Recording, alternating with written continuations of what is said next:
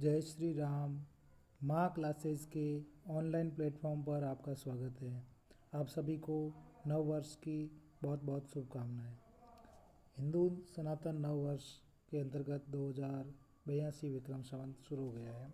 उसके अंदर अपनी पहली क्लास है ये। विज्ञान का जो प्री वार्षिक परीक्षा का पेपर है उसमें आपको देखना है 7वीं क्लास के अंदर किस प्रकार के प्रश्न बनते हैं। प्री वार्षिक परीक्षा में आपको देखना है कि उसका सॉल्यूशन किस प्रकार से है। तो जो आज का आपके क्लास है वो इस क्लास में पहला प्रश्न आपको मिल रहा है, रक्त का रंग लाल क्यों होता है। रक्त का रंग लाल क्यों होता है। पहला ऑप्शन क्लोरोफिल, दूसरा हीमोग्लोबिन, तीसरा अ और ब दोनों, चौथा कोई नहीं। तो इसमें आपको देखना है हीमोग्लोबिन के कारण रक्त का रंग लाल होता है। तो इस प्रश्न का आपके ब ऑप्शन है जो सही है। नेक्स्ट देखो, प्रश्न है विश्व जल दिवस कब मनाया जाता है। तो विश्व जो जल दिवस है उसमें आपको देखना विश्व जल दिवस पहला ऑप्शन 22 जनवरी, दूसरा 22 फरवरी, तीसरा 22 मार्च, चौथा 22 अप्रैल। तो ये चीज़ ध्यान रखना है। ऐसे जल दिवस जो है विश्व जल दिवस 22 मार्च को मनाया जाता है। तो आपका ऑप्शन हो जाएगा सही। ऑप्शन इसका सही हो जाएगा। नेक्स्ट देखो, प्रश्न तीसरा है और इसके साथ आप और भी देख सकते हो। जो क्लोरोफिल है वो पत्तियों का जो रंग होता है हरा, पत्ती का जो रंग कह सकते हैं पत्ती, जिसको हम ऐसे लिखेंगे पत्ती का जो रंग हरा होता है वो किस कारण होता है, क्लोरोफिल के कारण। तो आपको ये भी ध्यान रखना है साथ में, रक्त का रंग और क्लोरोफिल के कारण पत्ती का रंग हरा। ऐसे आपको यहाँ पे और भी दिवस याद रखना है, 22 मार्च और 22 अप्रैल ऐसे आपको और भी पूछा जाता है तो ध्यान रखना। इसमें पृथ्वी दिवस भी है आपके और 22 मार्च का हो गया जल दिवस, ये चीज़ नोट कर देना। अगला हो जाएगा किसकी गुणवत्ता को नियमित करते हैं वन किसकी गुणवत्ता को नियमित करते हैं। तो वन के बारे में आपको ध्यान रखना है। जो वन है वो जलवायु की गुणवत्ता को नियमित करते हैं, जल चक्र की या वायु की। तो आपको जो वन के बारे में प्रश्न मिलेगा तो उसमें ध्यान रखना, वन का काम है जलवायु की गुणवत्ता को नियमित करना, जल चक्र की गुणवत्ता को भी नियमित करना और वायु की। तो उपयुक्त सभी यानी तीनों ऑप्शन आपके सही है, इसलिए ऑप्शन नंबर द आपका सही हो जाएगा। नेक्स्ट है, दो या दो से अधिक विद्युत सेलों के संयोजन को क्या कहते हैं। दो या दो से अधिक विद्युत सेलों के संयोजन को क्या कहते हैं। सेल कहते हैं, बल्ब कहते हैं, बैटरी कहते हैं या स्विच कहते हैं। तो आपको ध्यान रखना है, स्विच तो एक वो युक्ति है जिसको मतलब कह सकते हैं परिपथ को जो तोड़ने का या जोड़ने का काम करती है। बल्ब एक विद्युत का क्या है, स्रोत है, कह सकते हैं बल्ब है जो प्रकाश का स्रोत है और सेल है जो विद्युत का स्रोत है। तो पीछे रहा ऑप्शन बैटरी दो या दो से अधिक सेलों के संयोजन से बनती है। तो ध्यान रखना ऑप्शन है इसमें सही हो जाएगा। पांचवा अपने वस्तुनिष्ठ प्रश्न लास्ट है, वो है नर तथा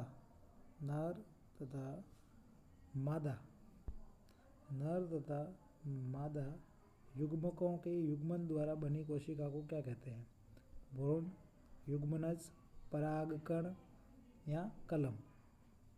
तो कलम तो एक क्या है, कह सकते हैं अलैंगिक जनन की विधि है पादप में, जिसके अंतर्गत किसी भी पौधे को उसके तने के भाग से काटकर नया पौधा लगाया जाता है। परागकण है जो पुष्प के अंदर कह सकते हैं पुंकेसर वाला जो भाग होता है उसके अंदर ऐसे परागकण होते हैं।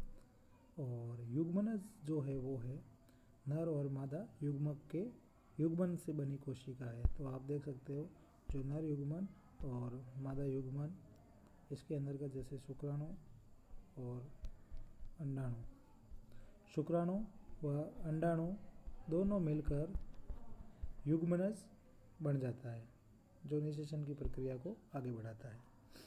निषेचन के पश्चात युग्मनज बनता है और युग्मनज के बाद जब कोशिका विभाजन होता है तो भ्रूण का विकास होता है। नेक्स्ट है अपने सत्य और असत्य का प्रश्न है, तो अपन देखेंगे इसको। सत्य और असत्य में आपको क्या ध्यान रखना है, कौन सी बातें हैं जो सही है और कौन सी गलत है। पहला जो ऑप्शन अपन देखेंगे उसमें आपको बताया हुआ है, पहला जो ऑप्शन बताया हुआ है वो है विद्युत बल्ब का फिलामेंट टंगस्टन का बना होता है। ये बात सही है, तो आपको यहाँ पे इसको टिक करना है सत्य। क्या टिक करना है इसमें, सत्य टिक करना है आपको कि विद्युत बल्ब का जो फिलामेंट होता है वो टंगस्टन का बना होता है। जब प्रकाश के पथ में पारदर्शी वस्तु आ जाए तो छाया बनती है, नहीं बनती है। तो वस्तु छाया कब बनेगी, जब वस्तु कैसी होगी, अपारदर्शी। तो अपारदर्शी जब वस्तु आ जाएगी तो ध्यान रखना यहाँ पे छाया बनेगी। कपड़े धोने में प्रयोग लिए जल को अपशिष्ट जल कहते हैं, सही बात है। अगर हमने किसी जल को कपड़े धोने के लिए प्रयोग लिया है तो वो जल अपशिष्ट जल कहलाएगा। नेक्स्ट है वन को ग्रीन लंग्स कहते हैं, बिल्कुल सही बात है। जो वन है वो अपने कह सकते हैं हरे भरे होते हैं, इसीलिए इसको ग्रीन लंग्स हिंदी में हरे फेफड़े भी कहते हैं। ये बात आपको नोट करनी है। नेक्स्ट है वृक्क हृदय का भाग है, तो ये ध्यान रखना वृक्क हृदय का भाग नहीं है, वो उत्सर्जन का भाग है, इसलिए अपने इसका ऑप्शन कट करना है, यानी असत्य बात है। ये सत्य बात है, वन को ग्रीन लंग्स कहते हैं और अपशिष्ट जल कहते हैं, सही बात है। ये असत्य है और ये सत्य है। इस प्रकार से आपको ध्यान रखना है वृक्क उत्सर्जन का भाग है, जबकि हृदय के जो भाग की बात करेंगे तो वहाँ पे धमनी, शिरा, बाया नीले, है ना, इस प्रकार से हो जाएगा।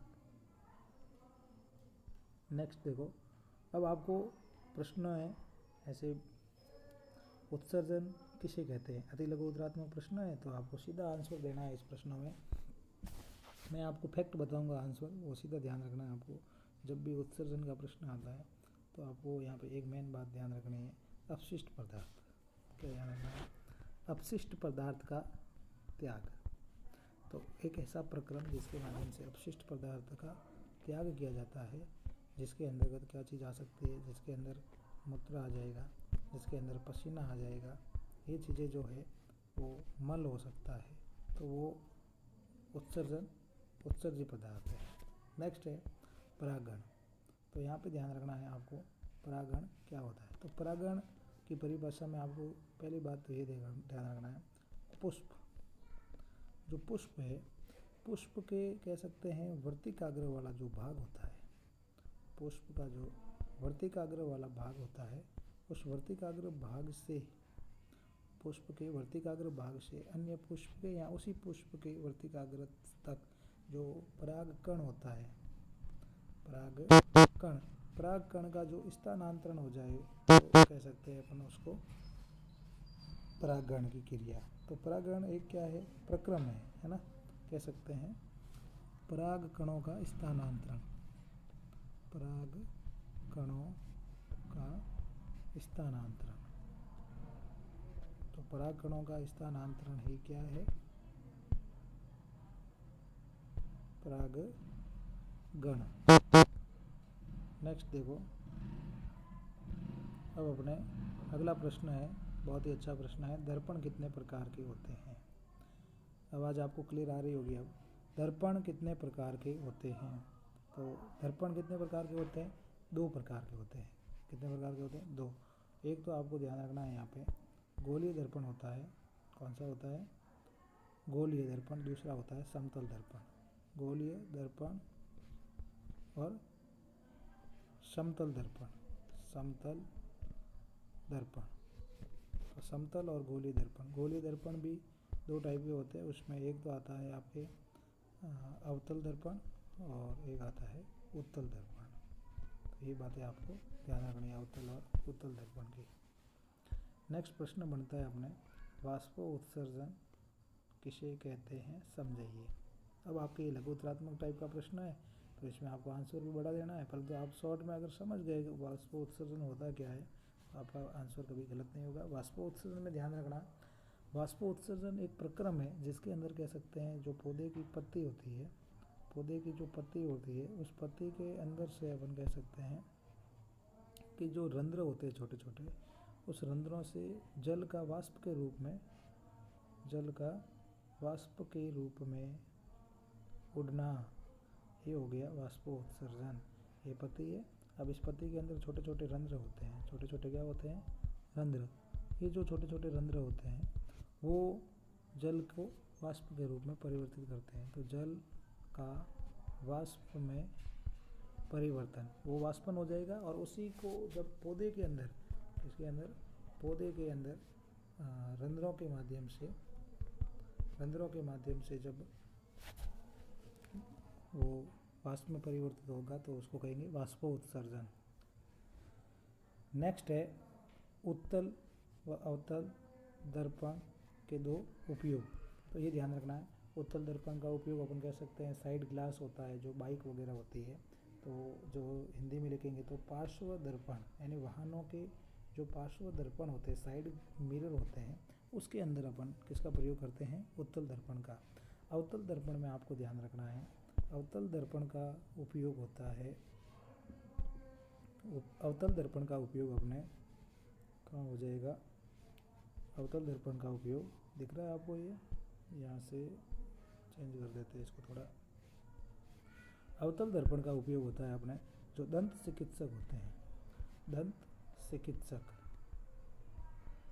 चिकित्सक किसके लिए प्रयोग करते हैं, जो कह सकते हैं वस्तु की साइज को बड़ा देखने के लिए। तो वस्तु की साइज को बड़ा देखने के लिए इसका प्रयोग किया जाता है अवतल दर्पण का, और उत्तल दर्पण का प्रयोग इस प्रकार से आपको समझना है। नेक्स्ट देखो, वनों से प्राप्त होने वाले 5 उत्पादों के नाम। बिल्कुल सिंपल प्रश्न है, तो आपको ध्यान रखना है यहाँ पे, वनों से प्राप्त होने वाले 5 उत्पाद। तो वनों से जो उत्पाद प्राप्त होते हैं उसमें समझ सकते हो अपने को, जैसे लकड़ी प्राप्त होगी वन से, ठीक है। उसके अलावा अपन कह सकते हैं लकड़ी के अलावा गोंद प्राप्त हो गया, ठीक है। वैसे उत्पाद में अपन कह सकते हैं तो अपने को औषधि प्राप्त हो सकती है, ठीक है, औषधि हो गई। नेक्स्ट अपन याद करें तो क्या कह सकते हैं, वनों से हमको फल प्राप्त होते हैं, फूल प्राप्त होते हैं, ऐसे बहुत सारी चीज़ें हैं जो हमको वन से प्राप्त होती है। वन से कह सकते हैं कि अपने इमारती लकड़ी, ये जो फर्नीचर के लिए उपयोग आई वो हो गई, गोंद हो गया, उसका औषधि के रूप में प्रयोग किया जा रहा है, तो ये अपन कह सकते हैं। छाया वगैरह तो वो है ही वन का उपयोग। उसके अलावा अपने को मेन बात है वो ऑक्सीजन मिलती है, ये भी आपको ध्यान रखनी है। नेक्स्ट है एक लिंगी और द्विलिंगी पुष्प।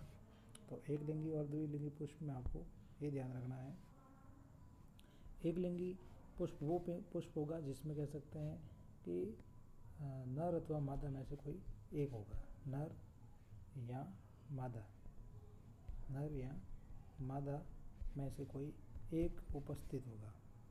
और जब किसी पुष्प के अंदर पुंकेसर और स्त्रीकेसर दोनों उपस्थित होते हैं, पुंकेसर और स्त्रीकेसर दोनों की उपस्थिति होती है, उसको कहेंगे द्विलिंगी पुष्प। तो आपको ये कंप्लीट हो गया। उदाहरण ध्यान रखना, यहाँ पे आपके तरबूज का भी उदाहरण दिया हुआ होगा, पपीते का भी उदाहरण दिया हुआ है, तो ये आप उसके अंदर समझ जाना।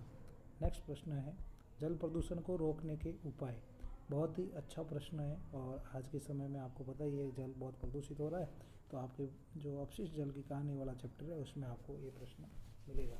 जल प्रदूषण रोकने के उपाय हैं, तो पहली बात तो आप उसमें ये कह सकते हो, प्रदूषण को रोकने के लिए आप जो सार्वजनिक जगह या फिर नदियों वाली जो जगह है उसके अंदर अपन क्या करेंगे, कचरे का निपटान व्यवस्थित तरीके से करेंगे, यानी नदियों को शुद्ध रखेंगे। पहली बात अपन उसमें क्या सीखेंगे कि नदियों के जल या फिर कह सकते हैं प्राकृतिक जो जल के स्रोत है उनको स्वच्छ रखना। प्राकृतिक जल के स्रोत को स्वच्छ रखने के लिए हम क्या करेंगे, वहाँ पे कचरे का निपटान सही व्यवस्थित करेंगे। दूसरी बात कह सकते हैं प्रदूषण को रोकने के लिए जो फैक्ट्रियों के पानी वगैरह होता है, केमिकल होता है, उसको अपन किसी भी प्रकार से नदी में वाहित नहीं करेंगे, फैक्ट्री के पानी को नदी में वाहित नहीं करेंगे। नेक्स्ट अपन और समझ सकते हैं जल प्रदूषण को रोकने के लिए उपाय हम जब सुझाएंगे तो भूमिगत जल का संरक्षण करेंगे, अलग अलग प्रकार से हम पॉलीथीन का उपयोग भी कम करेंगे। इस प्रकार से हम जल का प्रदूषण भी रोक सकते हैं। तो जल को प्रदूषित होने के लिए रोकने के लिए यानी कुल मिला के जो अपशिष्ट जल होता है उसका निपटान करेंगे, वाहित मल का निपटान करेंगे। वाहित मल है वो किसी भी प्रकार से नदी, झरने, झीलों में नहीं जाना चाहिए। तो आपको ये भी बातें ध्यान रखनी है।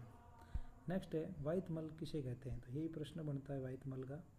ठीक है, वाहित मल किसे कहते हैं, तो आपको यहाँ से ध्यान रखना है। वाहित मल वो हो गया जो कह सकते हैं एक घरों से, उद्योगों से या किसी भी प्रकार से कह सकते हैं मल जो है वो कैसे बहता है, और वहाँ ठोस रूप में जो अशुद्धियाँ होती है, इसमें कार्बनिक अशुद्धियाँ हो सकती है, जैविक हो सकती है, तो अपन उसमें समझेंगे। और वाहित मल के उपचार की जो विधि है, तो सबसे पहले जो वाहित मल जा रहा है उसको कह सकते हैं किस प्रकार से अपन रोकेंगे। तो इसके भौतिक और रासायनिक दो प्रक्रम आते हैं। भौतिक रूप से कैसे रोकेंगे और रासायनिक रूप से उसको कैसे शुद्ध करेंगे, दो तरीके हैं जिसको आपको एक्सप्लेन कराया हुआ है। और अभी जब क्लास लेंगे तो उसमें अच्छे से बता देंगे आपको वाहित मल में किस प्रकार से समझना है। लेंस कितने प्रकार के होते हैं, तो लेंस वाला जो प्रश्न है उसमें आपको ध्यान देना है। लेंस आपके दो प्रकार के, अवतल और उत्तल, दो प्रकार के लेंस।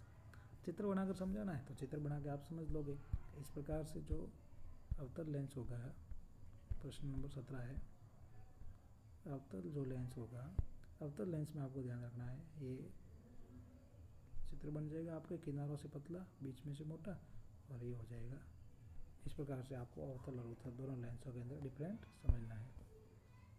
प्रकीर्णन क्या है, तो प्रकीर्णन क्या है आपको यहाँ से सीधा समझना है।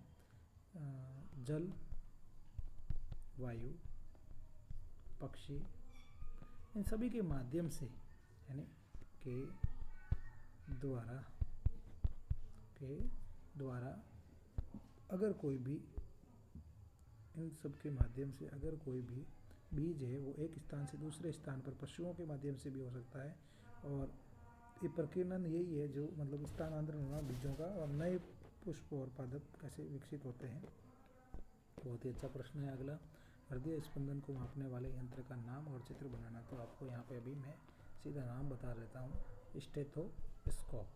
क्या ध्यान रखना है, स्टेथोस्कोप, जिसके अंतर्गत एक भाग होता है जो डॉक्टर के पास जब हम जाते हैं तो जिस यंत्र के माध्यम से हम की जांच करता है, तो ये एयर टैप्स होते हैं जिसके अंतर्गत डॉक्टर कान में रखता है और ये अपने हृदय की धड़कन को मापता है, स्पंद को मापता है, और अपने वो किस प्रकार की कोई मौसमी बीमारी वगैरह होती है तो वो चेक करते हैं हृदय की स्पंदन दर मापने का। स्टेथोस्कोप के बाद अपना 20, 21 और 22 ये 3 प्रश्न लास्ट है, जो निबंधात्मक प्रश्न है। अच्छे से ध्यान रखना है इसमें। एक तो आपको इसमें चित्र बनाना है मानव हृदय का, तो मानव हृदय का चित्र बनाना अच्छे से और उसके कार्यों का वर्णन करना। अगली क्लास में जब मैं बताऊंगा तो आपको वो चित्र को अच्छे से समझाऊंगा। वैसे इस क्लास पर आप नए हो तो चैनल को सब्सक्राइब करना, और मानव हृदय का नामांकित चित्र और उसको पूरा पहले एक क्लास ली हुई है, वहाँ से आप देख सकते हो। कार्य का वर्णन भी उसमें अच्छे से समझाया हुआ है। जनन किसे कहते हैं, यानी अपन मेन तो यही काम कर सकते हैं इसमें कि जो कार्य में समझ सकते हैं वो है, यानी रक्त का पंप करने का काम इसका हो गया। जो रक्त का पंप होता है, शुद्ध अशुद्ध रक्त धमनी और शिरा के बीच में समझाई हुई है, तो रक्त का पंप करना, ये चीज़ आपको ध्यान रखनी है। जनन होता है वो है मानव या फिर कह सकते हैं कोई भी जीव है उसके द्वारा संतति को जन्म देना, यानी अपने समान संतति को जन्म देना, वो जनन कहलाता है। अपने को पादप में अलैंगिक जनन की विधियों को समझाने का है, तो आप इसमें क्या क्या समझा सकते थे। जब पादप की बात आई तो आप उसमें कायिक जनन समझा सकते थे। कायिक जनन पौधे के उसी भाग से जनन होता है, वो कायिक जनन है। और जब कह सकते हैं खंडन, ठीक है, जैसे कायिक जनन आलू में हो गया।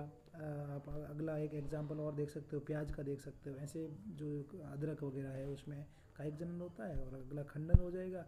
ऐसे आपने कलम विधि जो गुलाब के अंतर्गत पौधों के अंदर होता है, किसी भी पौधे को यहाँ से काट कर अगला पौधा लगाओगे तो और आप नए पौधे लगा सकते हो। अलैंगिक जनन की विधियों में आप 2-3 विधि और भी समझते होंगे।